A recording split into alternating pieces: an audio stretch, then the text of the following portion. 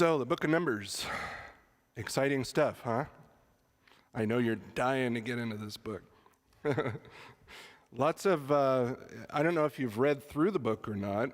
I kind of read through the book before I'm about to teach through it so that I understand what's happening in the book. Because, I haven't been in the book of Numbers in a while. And so just wanting to understand it again. I told you each of the books of the Torah kind of are entitled in the Hebrew Bible with the first few words are the title of the book, typically, except in the book of Genesis. But you see the phrase, then the Lord spoke. So Waya Davir in Hebrew, and he spoke. That's the title of the book. And what is this book about? Well, the reason they call it Numbers is because it's a census. Is there anybody here who knows what a census is? What is it? It's a counting of people, right? So when we take a census, we want to know how many people are in the area. And so you'll remember when the Hebrews came out of Egypt, there were millions, right? There were millions, but at this point, as they're going to wander the wilderness, we know that they numbered the first generation in the beginning of the book, and then after the 40 years of wilderness wildering and that whole generation dying off, they're going to number the people at the end of the book. And see how many they have. And believe it or not, after the entire generation dies off, in 40 years, they're able to repopulate so that there's only about 1,800 people difference. Now that's pretty impressive when you think it took them 400 years to get up to the number that they were when they left Egypt. And then that whole generation died off, and they were able to repopulate the whole generation in 40 years. That's pretty impressive, huh? When you think about it as well, during the wilderness wanderings, there were a good 600,000 funerals in the 40 years they were wandering around. You break down the math on that, that's 15,000 funerals a year. 40 to 42 funerals a day just for the men. Right? So during that time, not only are they burying an entire generation, but they're having children like crazy.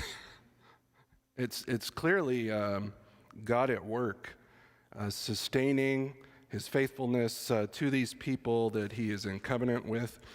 But just to prove my point, look at chapter 1, verse 46. So they count up the numbers from each of the 12 tribes of Israel, and the total number they come up with is 603,550, right? 40 years go by, and over in chapter 26 and verse 41, I apologize, verse 51. I don't know why I said 41.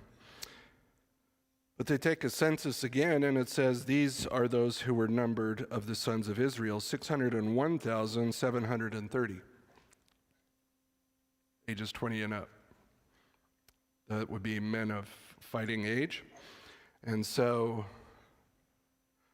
you see that the difference there is only 1,820 people, if I'm doing my math correctly. So that's pretty dramatic, isn't it? And so this book is more or less about the faithfulness of God. The purpose of the book we have listed on your outline there.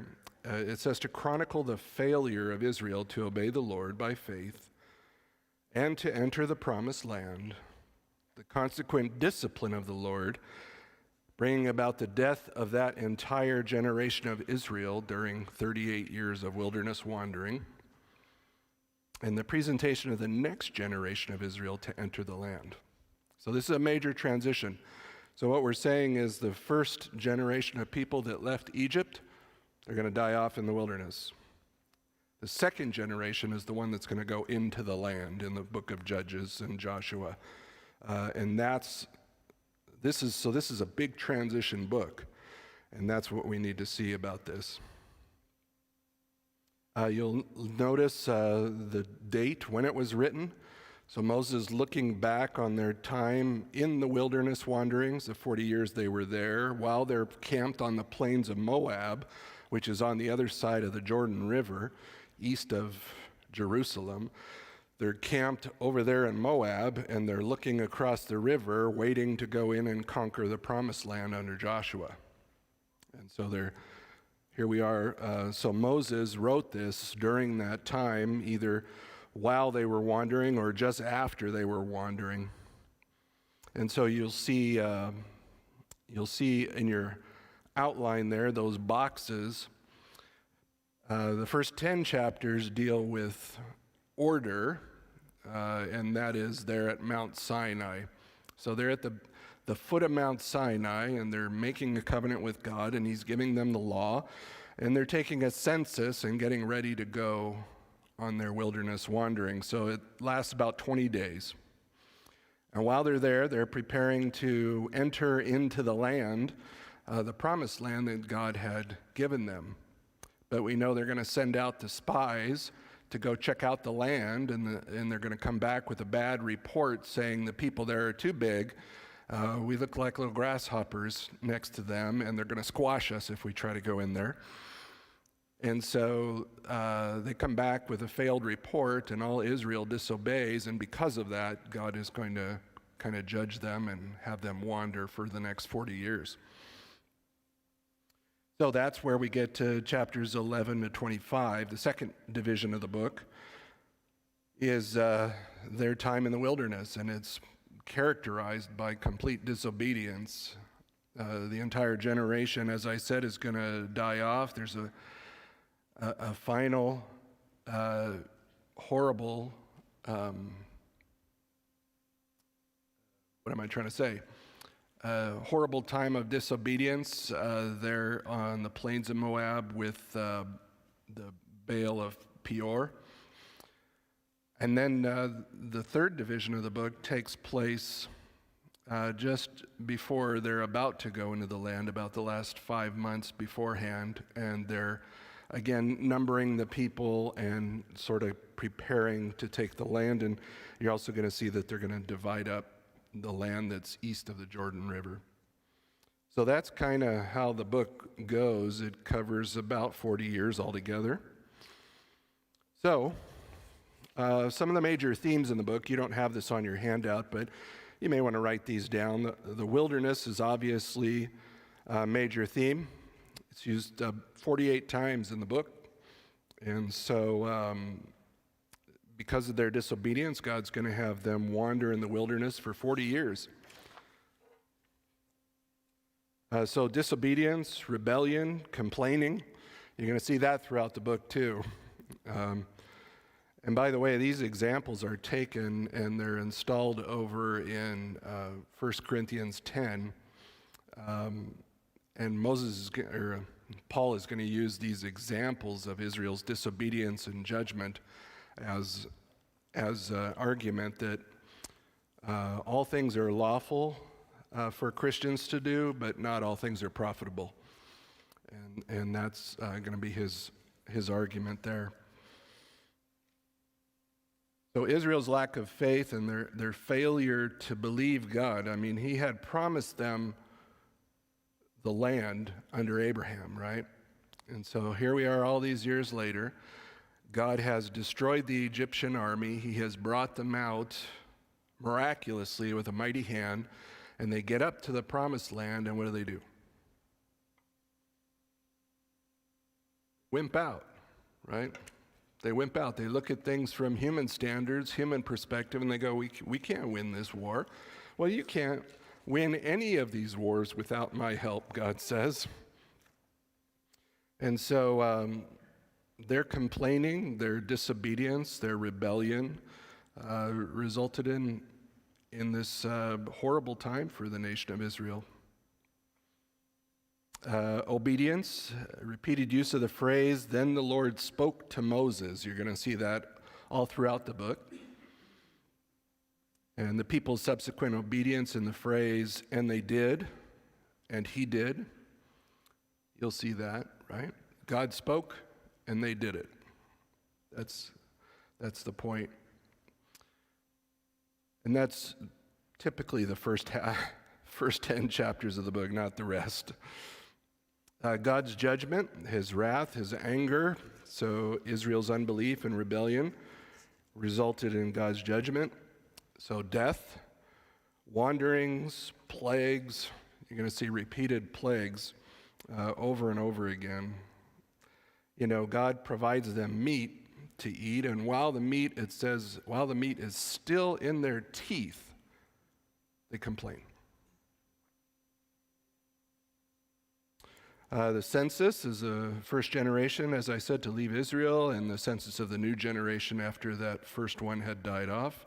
So the generation that left Israel had high hopes when they were initially going to go into the Promised Land, but when that second generation goes in, they just don't do a very good job at all, right? We're going to see in the book of Joshua and Judges that they're supposed to go in and they're supposed to drive out or kill the inhabitants of the land, right?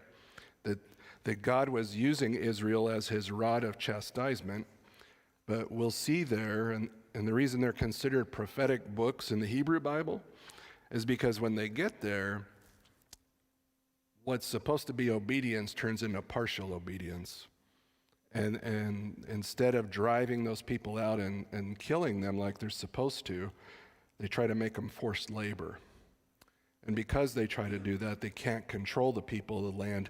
And eventually, the people of the land are able to sort of force them into forced labor. And so their initial partial obedience under Joshua turns into complete disobedience in the book of Judges. And that's why those books are considered prophetic. Because no matter what they do, there's nobody that's going to be able to rescue Israel. Maybe temporarily, but because of their sin and disobedience, it just keeps piling up on them. Let's see, Balaam's oracles. We're going to read about that in chapters 22 to 24.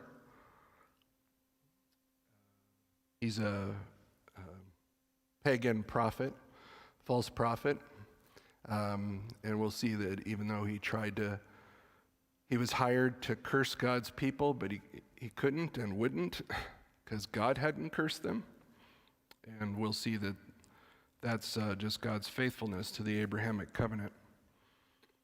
And then God's grace, I think, is a big theme of the book. Like I said, you go through all that time and there's only a 2,000 person drop in numbers. That's just incredible.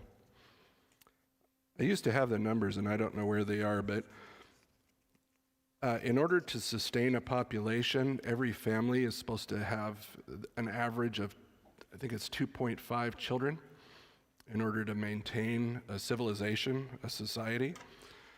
And Israel at times has been well below that number, but God still has sustained them as a society, as a nation. Okay, so chapters 1 to 10. Let's just kind of walk through the book. So this is, I'm going to quiz you a little bit as we go through. Who are we talking about here in chapters 1 to 10?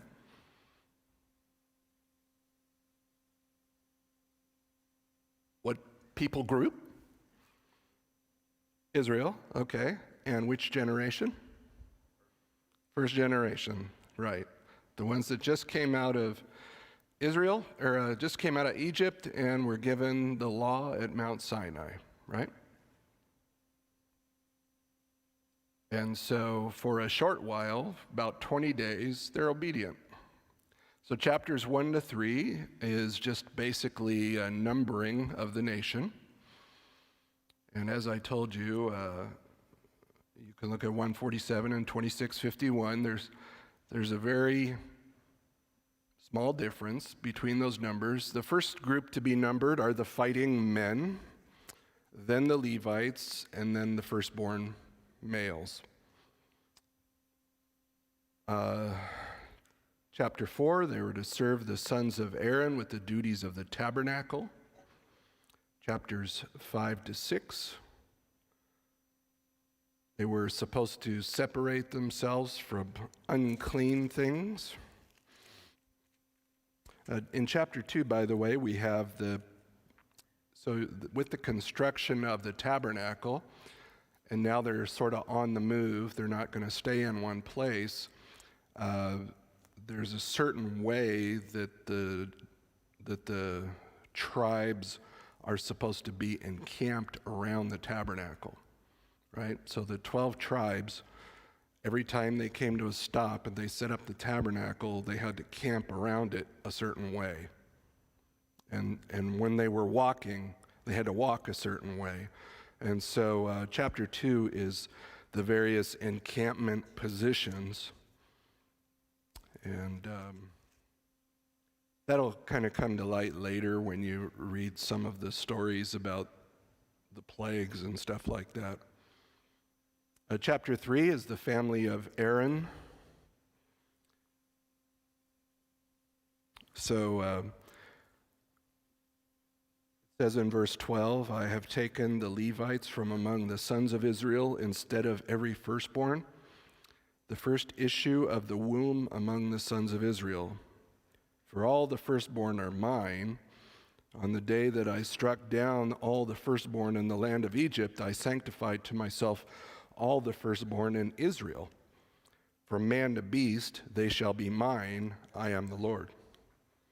And so, since the firstborn were going to be put to death, the first generation, the Levites were going to take their place as the firstborn, sanctified unto God. And so then they go through. These are the sons of Levi, verse 17.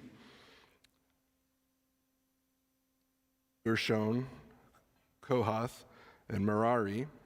And then they're going to go through verse 25, the duties of those sons.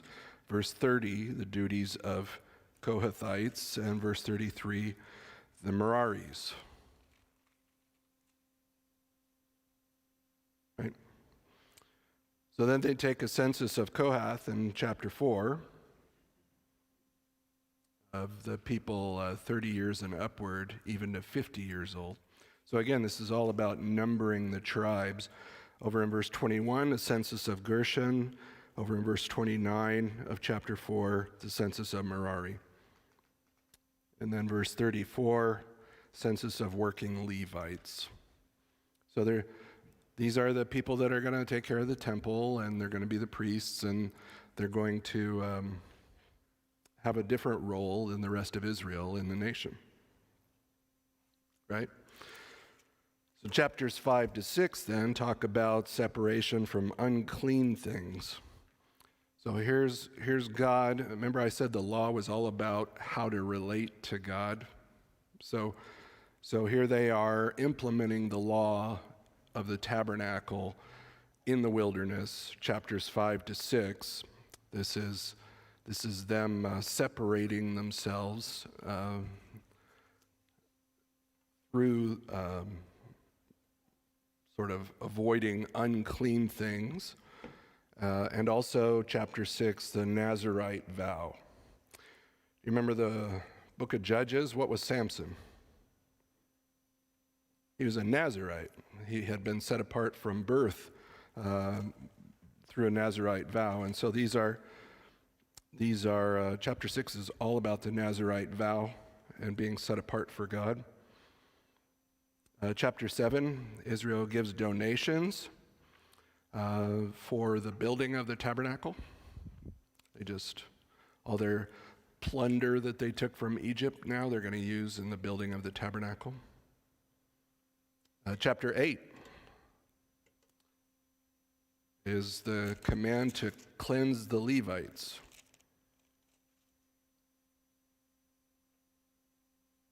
So they had to be not only do the priests make offerings on behalf of the people, but they have to cleanse themselves as well before they can even serve in that role. So, are pastors priests?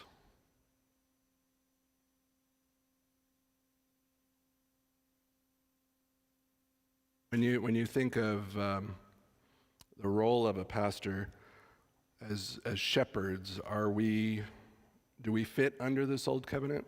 Are we supposed to be consecrated ourselves, set apart?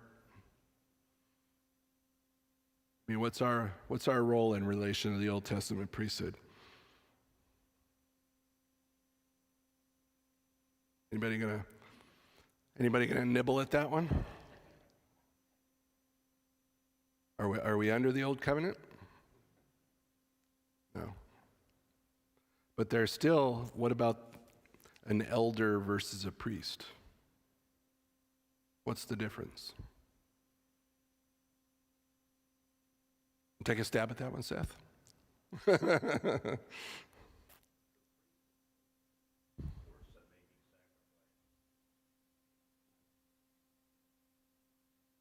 Yes.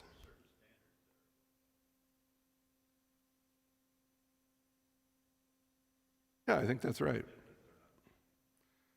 Yeah, in order to, so the system in the Old Testament under the Old Covenant was what was known as a sacerdotal system, meaning that, did you know that? Yeah. That was basically like the Roman Catholic Church, where you had to have a priest intercede for you, right? You confess your sins to the priest, and then he prays to God for you. You keep the sacraments, and as you keep the sacraments, he absolves you from your sins. That's what the term absolution comes from. You're absolved. He takes away the guilt of your sin. So if you don't maintain the sacraments, then you die with unresolved sin. So it was the same in the priesthood of the Old Testament, and that's why, because the Roman Catholic Church sees themselves as a replacement of Israel. And so in their mind, their priests are fulfilling the role of the Old Testament priest, right? We're not under the Old Covenant, and that's why pastors and elders don't follow the same prescriptions, if you will. Yes, we're supposed to be examples to the flock, but we're part of the flock too, right? I'm just a sheep, just like you. My brain's about that big. And so I'm no better than you. I'm a sinner. I'm saved by grace. There's no difference. And I don't have to be sanctified before I can minister to one of you. I just have to be dealing with sin in my own life so that I'm maintaining my qualifications to be a leader in the church, but I'm not a priest. And it's funny too, because when I go visit people in the hospital and stuff, they always say, thank you, Father. I go, I'm not a priest. So chapter 9, this is the celebration of the Passover in the wilderness of Sinai. Remember, Israel went a long time without celebrating the Passovers once they got into the Promised Land. And this was a big deal. The Passover was, as they were leaving Egypt, right, there was that Passover meal that was celebrated, and the angel of death passed over God's people and did not take the firstborn of God's people. And so they were supposed to celebrate the Passover as a continual memorial. And look at chapter 9, verse 23. And this is kind of where the book breaks, in a sense. It says, at the command of the Lord they camped, and at the command of the Lord they set out, and kept the Lord's charge according to the command of the Lord through Moses. So you have obedience, right? Obedience at this point. And as I said, the first 10 chapters are characterized by obedience. People are under a theocracy, basically. They're being guided by God, ruled by God. In the verse 13, it says they moved out for the first time according to the commandment of the Lord through Moses. So they're going to leave Mount Sinai. They now have the law in hand. They now have their tabernacle. They're mobile. That's their tent, their mobile home. And so they're going to travel, and they're going to go up, and the idea now is that they're going to take the promised land, and that's where they're heading. So as you think geography, and this is backwards, so when they left Egypt, they crossed over the Nile River, and they went into the Red Sea, and they went into the Sinai Peninsula, right? And if you think geography, the Sinai Peninsula is like this big, looks like a big tooth or something, like a big pointed thing. Mount Sinai is down at the bottom of that tooth. Well, they're going to head kind of up into the west and sort of camp there and try to approach the promised land from the south, right? But because of the disobedience, they're going to end up sort of just wandering in the middle of that tooth for 40 years. They call it the wilderness of Paran. And so you'll see that phrase over and over again. So section 2 of the book starts in chapter 11. So their disobedience starts up here, and this is kind of their downward slide. Verse 1, people became like those who complain of adversity in the hearing of the Lord. And when the Lord heard it, his anger was kindled, and the fire of the Lord burned among them and consumed some of the outskirts of the camp. So God does not like disobedience among his people. He does not like grumbling and complaining.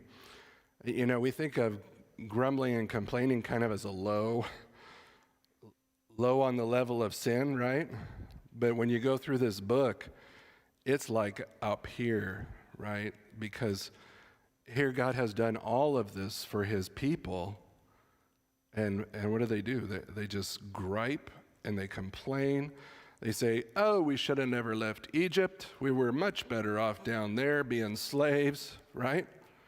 You've let us out here in the wilderness to die. We come out here, there's no water, there's no food.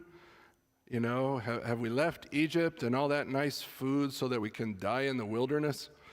And God just gets so frustrated with his people.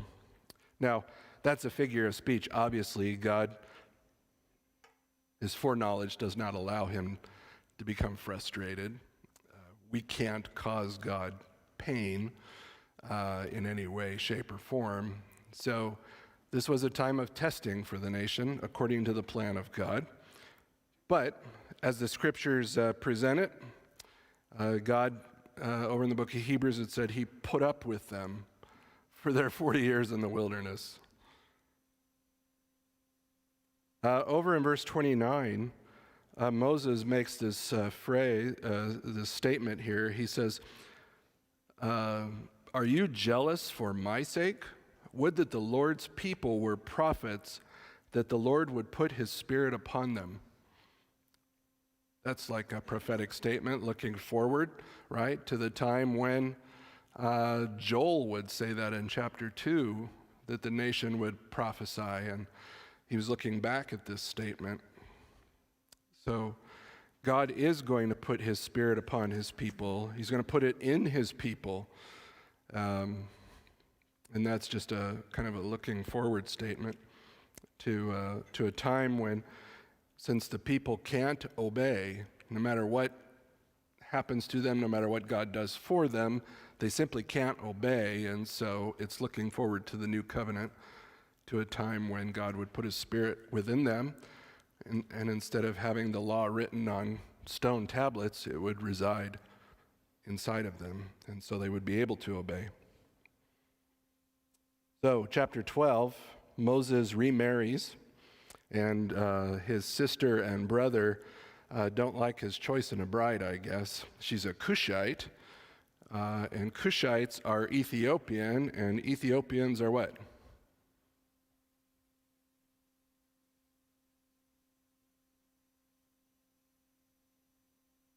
They're two things. They're foreigners, which means they're outside the covenant, right? They're not God's covenant people. And I suspect there was some racism involved here because she was probably black, right? So Moses intermarries outside Israel, and his brother and sister are not happy about it. And so they rebel, and God judges them. Chapter 13, Caleb is sent out with the other spies. And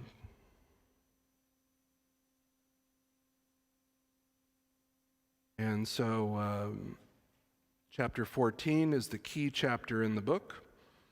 And what does Israel do when they see the land?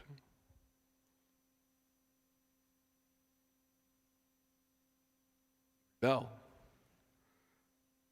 Rebel.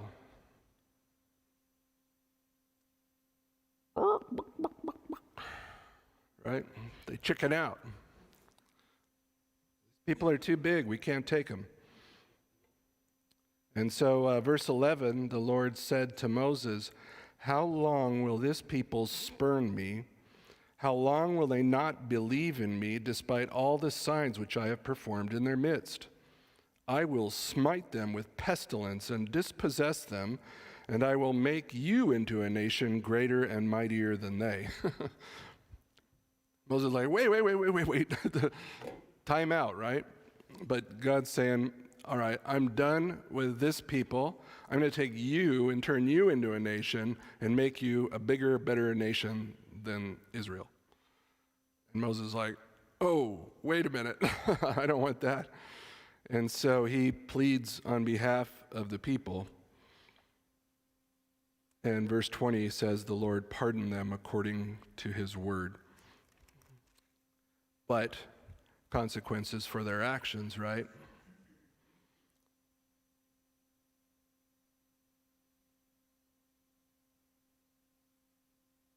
Now, I guess I passed over it. This is chapter 11.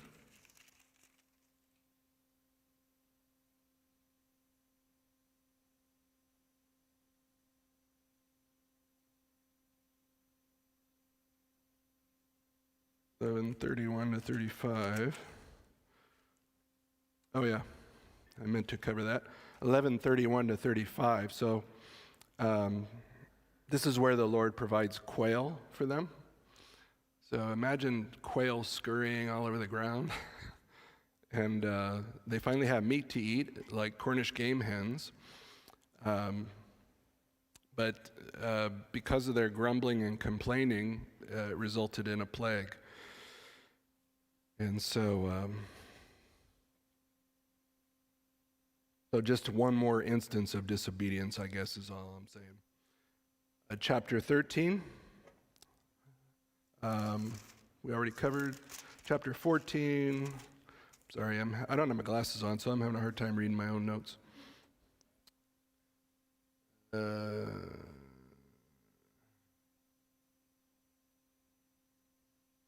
Oh, that's what I wanted to cover. In chapter 14. So, verse 36. As for the men whom Moses sent to spy out in the land, and who returned and made all the congregation grumble against him by bringing out a bad report concerning the land, even those men who brought out the very bad report of the land died by a plague before the Lord. But Joshua, the son of Nun, and Caleb, the son of Jephunneh, remained alive. So as they enter the land in the book of Judges, under Joshua and then Judges, you're going to see that they're the only couple of people from the older generation, right? Kind of like you feel today, these kids today, right? And so they're going to be the only ones left. The whole rest of that generation will die off. The end of chapter 14 is the end of the first year in the wilderness. So that kind of gives you a time frame in your mind of how long they've been wandering now. With the exception of, so I said Joshua and Caleb, but Moses and Aaron are still alive at this point as well. I'm sorry. The anger of the Lord is again incited. So the spies are sentenced to death. The rest of the congregation is going to die over the course of the next 40 years. And how would you characterize the 40 years of wandering in the wilderness?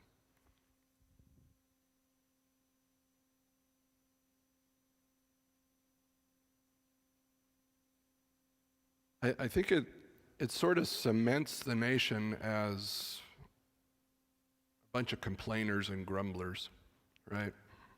So instead of, and this is a word for us this morning, I think, instead of praising God for his faithfulness to sustain them for those 40 years and for his grace and allowing them to continue to live and prosper, they turn out to be a bunch of grumblers and complainers. And so it characterizes the next 40 years that God is going to tolerate that. Chapter 16 in particular, one of the worst situations is this rebellion of Korra. And this is not a great story. We know that they rebelled against the leadership of Israel, and so the ground opened up and swallowed them and closed over top of them.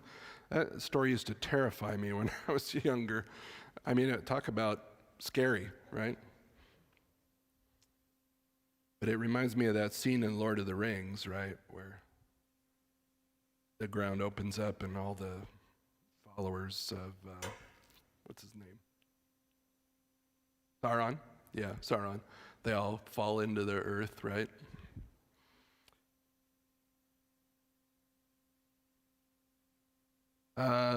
So fast forward 40 years after the Exodus, chapters 20, 21.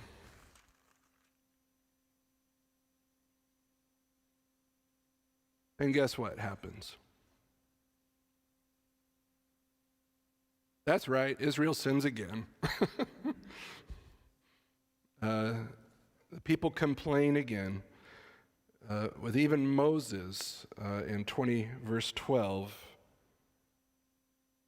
committing the sin of unbelief. So God is angry again. His wrath is poured out on the people, and we have more plagues and more death.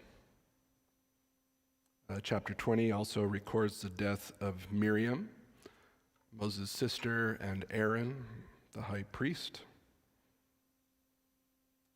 In chapter 121, despite their lack of faith, the Lord gives the land east of the Jordan River into the hands of the people, and it's going to be divvied up between Reuben, Gad, and the half-tribe of Manasseh. So Manasseh is called a half-tribe, even though they got quite a bit of the land on the east and the west side of the river. The reason they're called a half-tribe is because Joseph died in Egypt, right? And so Joseph's sons, Ephraim and Manasseh, split his inheritance. And so Joseph was supposed to get an inheritance in the land when they got there, but because he died, his sons got it. And so Ephraim and Manasseh are considered what you would call half-tribes, because they got half portions. Chapters 23 to 24, the faithfulness of the Lord to his covenant with Abraham, seen in the oracles of Balaam, who's He's a pagan prophet, like I said, and he's hired by Balak to curse God's people, but he can't. And in fact, on your handout, over on the right side at the bottom, it talks about the different discourses that there's 7 different discourses, and funny enough, they're true. He can't curse God's people because of the Abrahamic covenant. And what did God say in the Abrahamic covenant? He said, those who bless you, I will bless, and those who curse you, I will curse. And so even though he could not speak against the nation of Israel, he led them into a horrible sin later in the book.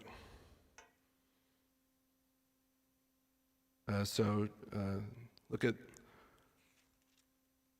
31, chapter 25.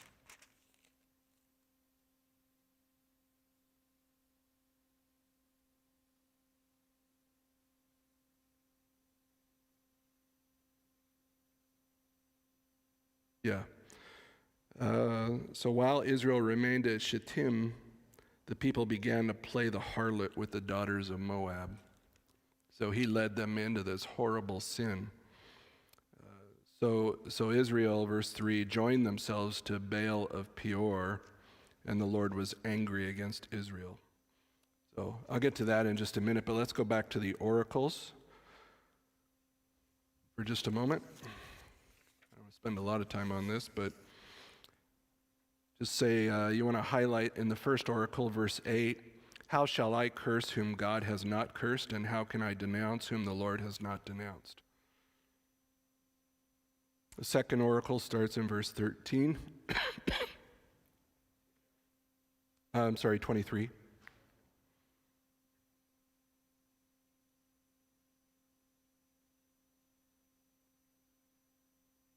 And the key there is verse 21, I think. He has not observed misfortune in Jacob, nor has he seen trouble in Israel.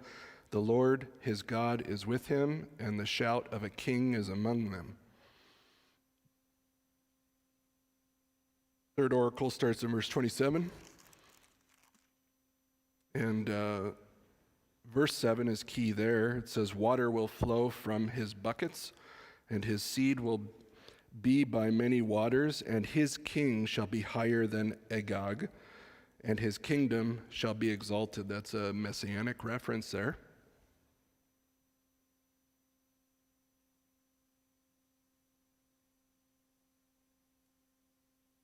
And then you see in verse 17, and this oracle is regarding sort of you see in verse 14, in the days to come. That is in the last days, the end of days. Verse 17, I see him, but not now. I behold him, but not near. A star shall come forth from Jacob. A scepter shall rise from Israel and shall crush through the forehead of Moab and tear down all the sons of Sheth. So those are the oracles, and kind of the key to them is just predicting that Israel is going to be blessed in the future and that nobody can undo that blessing. So they sin with Baal of Peor. They join themselves to the Moabite women, which is bad. By the way, the book of Ruth, what is Ruth? A Moabitess, right? So this kind of gives you some idea of the history with Ruth. For her to leave her people and her God and to follow Israel was a big deal, instead of these people which are trying to lead Israel astray. And so because of their sin there, Phinehas, the son of Eleazar, the son of Aaron, so this would be Aaron's grandson, his zeal for the Lord rises up, and he They bring this Moabite prostitute in, and one of the guys in the camp takes her in a tent and joins himself to her right there in front of the whole nation. And so Phinehas is so outraged over this that he goes and spears them through and stops the plague.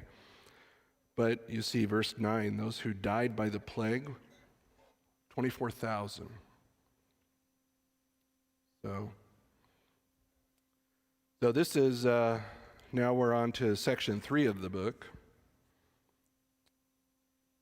By the way, there's like a priestly covenant here in verse 12 of chapter 25. A perpetual priesthood for Phinehas's descendants. So the next section, 26 to 36, is the third section of the book, and this is kind of how the book concludes. So God's dealing now with the second generation of Israelites who are going to receive the land. And so this is the second census. This is a major break in the book. And so you see the numbers again. And verse 5, Reuben's tribe. Verse 12, Simeon's tribe. Verse 15, Gad's tribe. Verse 19, Judah. Verse 23, Issachar. Verse 26, Zebulun. Verse 28, Manasseh and Ephraim, the half-tribes. And so that's the census. Verse 38, Benjamin. Verse 42, Dan. Verse 44, Asher. Verse 48, Naphtali. And so those are the 12 tribes that came out of Egypt, right? And so they numbered them, age 20 and up, and there were 601,730. And so again, we see the faithfulness of God in that.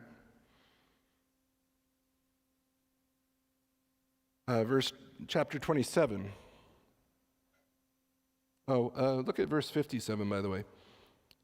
The Levites don't get an inheritance when they go into the land. That's why they're not numbered in that 601,000. They have a different role. Chapter 27. The sin of Moses at Meribah in chapter 20 led to his death before entering the promised land. So you see verses 12 to 14, the Lord said to Moses, "Go up to this mountain of Abarim and see the land which I have given to the sons of Israel. When you have seen it, you too will be gathered to your people as Aaron your brother was. For in the wilderness of Zin, during the strife of the congregation, you rebelled against my command to treat me as holy before their eyes at the water." So the waters of Meribah, remember Moses struck the rock and he said something he was not commanded to say to the people, and so he did not treat the Lord as holy, and because of that he was going to be deprived of the privilege to go into the promised land. He would die there on the plains of Moab before they crossed over the Jordan River.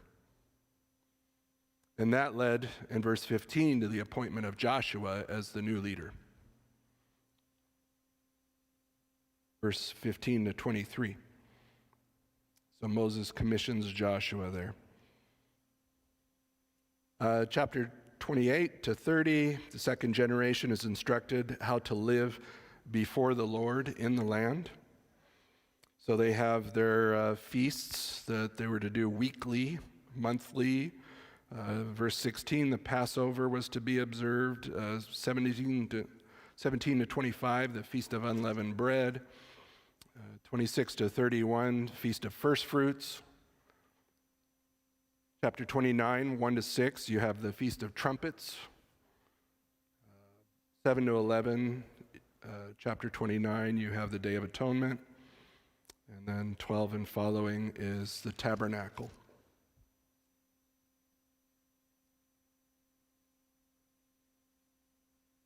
So chapter 31, Israelites to take vengeance on the Midianites and divide the spoils. The Midianites would not allow them passage through the land, and so now they're going to be judged for that. Chapter 32, the lands east of the Jordan River. It's known as the Transjordan. Is going to be divvied up, as I said, between Reuben, Gad, and Manasseh. Chapter 33. The new generation is going to recount their time during the wilderness wanderings, kind of rehearse their history for the last 40 years before they go in.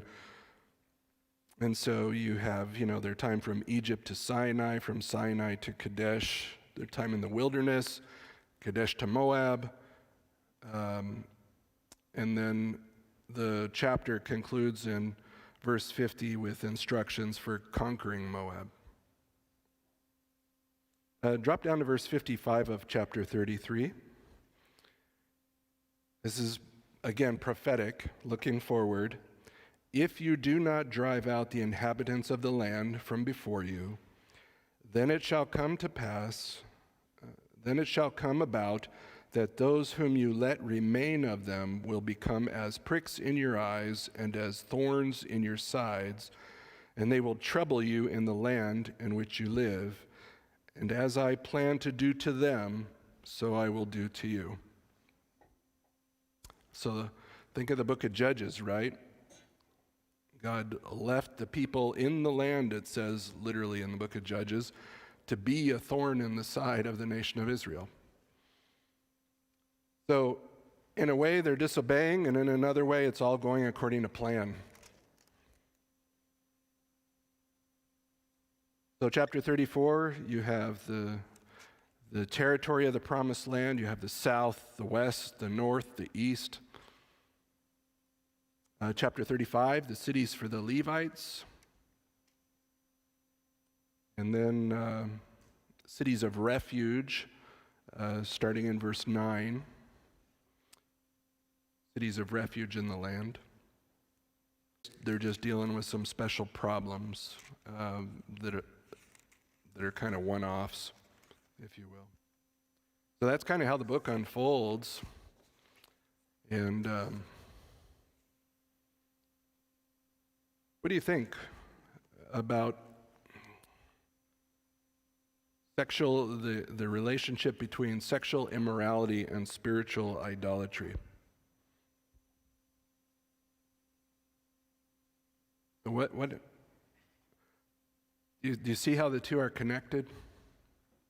What happened at Baal of Peor?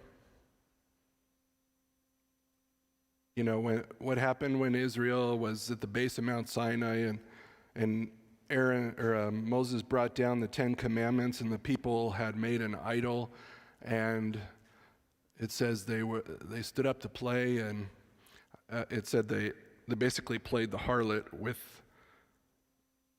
the cow that they had made. So anytime there's spiritual idolatry going on, there's also sexual immorality going on.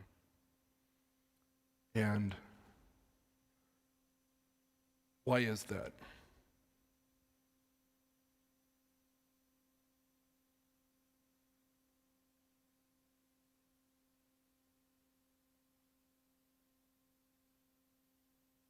Okay, self-idolatry.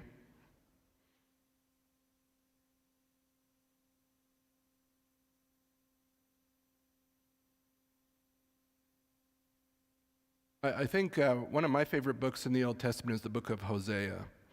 And the reason why is because it puts sort of in human terms the picture of the nation of Israel being sort of God's bride, if you will. So when the nation goes after foreign idols, it's considered spiritual harlotry, right? It's considered his wife cheating on him. And so that's the picture in the book of Hosea, is that Hosea's wife she's called a woman of harlotry, right? His life is a picture of God's relationship with the nation of Israel. And so the spiritual idolatry is always connected to sexual immorality. It's not just spiritually that they played the harlot, but they end up physically cheating on God as well. And a lot of the worship systems in the Old Testament, the sexual union between a man and a woman, there was a spiritual component to it. And so that's why they had temple prostitutes and such in these false systems of worship, because in the act of a man and a woman joining themselves together, there was something spiritual that took place, right? And so, they would do those things with the temple prostitutes as an act of worship. And so the immorality ran deep through the nation of Israel. And because they did not get rid of the people of the land, what's going to happen?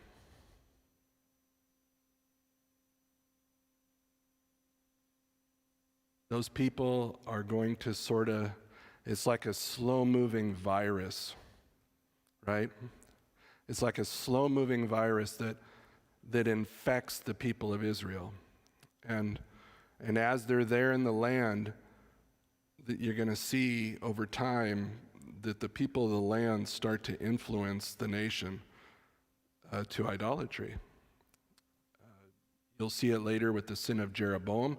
You're going to see all the kings of Israel, right? They intermarry. They allow the people of the land back into their society, and instead of wiping them out and banishing them, they try to make them forced labor, and that just doesn't work. The people just infect their society with their idolatry. And so that's going to be an ongoing problem for the nation of Israel, as we'll see. And I don't want to get too far ahead, but that's the book of Numbers. Yeah, any questions before I close this?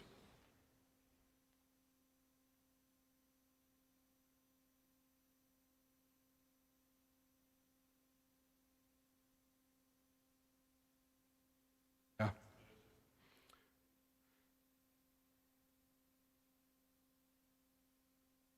Yeah. I mean, there's a lot of similarities to us today, right? We can see that God has done so much for us, and yet we still grumble, right? It's human nature. It's sin nature.